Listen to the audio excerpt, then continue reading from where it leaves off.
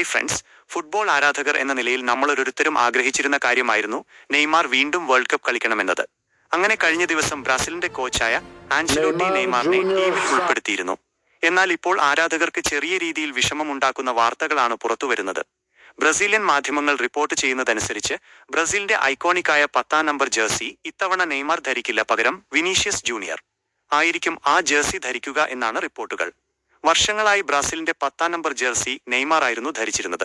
കൂടാതെ ബ്രസീലിന് വേണ്ടി ഏറ്റവും കൂടുതൽ ഗോളുകൾ നേടിയതും നെയ്മർ തന്നെയാണ്. അതുകൊണ്ട് നെയ്മാറിനെ മാറ്റി വിനീഷ്യസ് ജൂനിയറിന് ആ ജേഴ്സി നൽകുന്നതിൽ പേഴ്സണലി വലിയ വിയോജിപ്പുണ്ട്. ഒരു ഫുട്ബോൾ ആരാധകൻ എന്ന നിലയിൽ അത് താരത്തോട് ചെയ്യുന്ന അനീതിയായാണ് തോന്നുന്നത്.